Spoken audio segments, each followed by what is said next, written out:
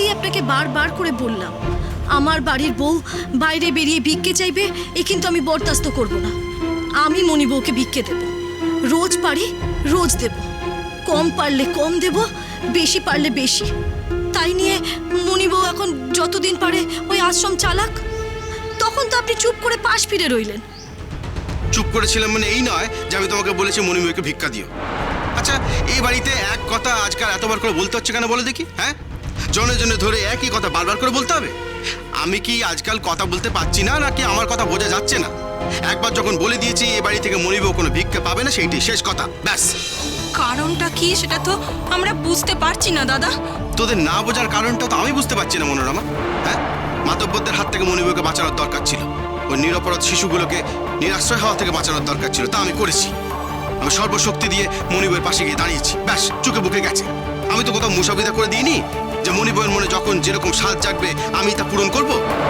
আজ কটা বাচ্চাকে আশ্রয় দিয়েছে বলে তোরা আধিক্যতা করছিস, কাল যখন কটা বুড়োকে ধরে নিয়ে আসবে তখন, পরশু যখন কতগুলো মেয়ে মানুষকে ধরে নিয়ে আসবে তখন। তোরা জানিস বাপের বাড়িতে গিয়ে কি কাণ্ড ঘটিয়ে এসছে? বাপের বাড়িতে মানে এইবার যে ওকে গিয়ে নিয়ে এলাম তখন? হ্যাঁ, সেখানে সমাজপতিদের চটিয়ে রেখেছিল এই মণিবউ। নেহাত ব্রজেন্দ্র একরোকা ছেলে, তাই হয়তো তারা কোনো সুবিধা করতে পারেনি, নইলে তোকে গ্রাম থেকে বের করে দিত। পুকুর ঘাটে বসে মণিবউ ওই মেয়েদেরকে লেখাপড়া শেখাতো, বর্ণ পরিচয়, শুভঙ্করী, আবার তার সঙ্গে টুকটাক আয়ুর্বেদ বিদ্যাও শেখাতো। সর্বনাশ! তাহলে বুঝেছিস এ গায়ে কি অবস্থা হতে পারে? এখানে গৌরকে নিয়ে ঘোট পাকাতে আমি ওর বাপের বাড়ি গিয়েছিলাম, ব্রজেন্দ্রকে গিয়ে সব কথা বলেছি। ব্রজেন্দ্র বলে, তালুই মশাই, ও এখানে একই কাণ্ড ঘটিয়ে গেছে। আচ্ছা মণিবউ, শ্বশুর ঘর বাপের ঘর কেউ তো তোমায় সামাল দিতে পারছে না মা।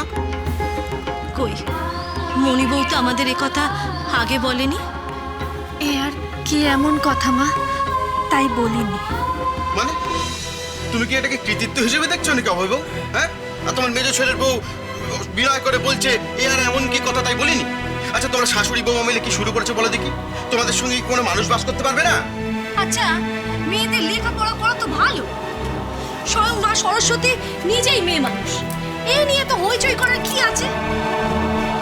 আমার মেজো ছেলের বউ তো কোনো খারাপ কিছু করেনি, অনাথদের আশ্রয় দিয়েছে, মেয়ে মানুষদের পড়িয়েছে। এরপর যদি বয়স্ক বা মেয়ে মানুষদের আশ্রয় দিতে হয় দেবে। এই নিয়ে আপনি এত হল্লা করছেন কেন আমি তো বুঝি না। হল্লা বাইরের লোক করা ভয় বউ, তাকে আটকাতে গেলে ঘরের লোককে আগে আগে হল্লা করতে হয়। কেউ যদি বারবার স্রোতের উল্টো মুখে সাঁতার কাটতে চায় তাকে তো ঠেকাতে হবে, রুখতে হবে নাকি? আর তাকে যদি রুখতে না পারি তাহলে সেখান থেকে নিজেকে সরিয়ে নেওয়াই ভালো। নিজেকে সরিয়ে নেওয়ার জন্যই কি আপনি ভিক্ষে দেবেন না বলেছেন? হ্যাঁ, আপনি নিজেকে সরিয়েছেন, বেশ করেছেন। আমি তো সরাইনি, তাহলে আমি ভিক্ষে দিই? তোমার কি মনে হচ্ছে অবেবু আমি কি ঠাট্টা করছি? আচ্ছা, আমার শ্বশুর বাড়ির মান সম্মান বলে কি কিচ্ছু নেই? আমার বাড়ির বউরা লোকের দৌড়ে দৌড়ে ভিক্ষা চেয়ে বেড়াবে, আর সেটা আমি ঘরে বসে দেখব? এখন আপনি বলবেন তোমার মেজো ছেলেও তো তাই করছে। আমার অন্নদা সন্ন্যাস নিয়েছে, সে যা করছে দেশের বাইরে করছে, কেউ দেখতে যাচ্ছে না। কিন্তু এ যে ঘরের দুয়ারে ঘটবে, 5 জনে 5 কথা শুধবে। শুধু সত্যি কথাই বলবে, বলবে যে অনাথ আশ্রমের বাচ্চাদের খাওয়ানোর জন্য শ্বশুর মশাই পয়সা দিতে রাজি হননি, চাল ডাল দিতে রাজি হননি, সেই জন্যই বাড়ির বউ দৌড়ে দৌড়ে ভিক্ষে করে বেড়াচ্ছে। সত্যি কথা বলতে তো অসুবিধে নেই।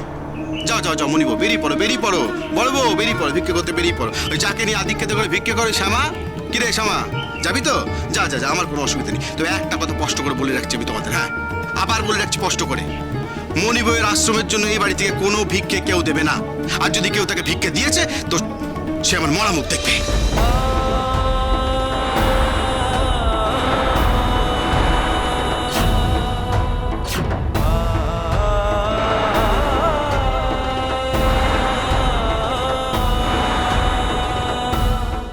আদিশক্তি আদ্যাপি সোম থেকে শনি সন্ধ্যে 7টায় আকাশ 8 ও প্ল্যাটফর্ম 8-এ।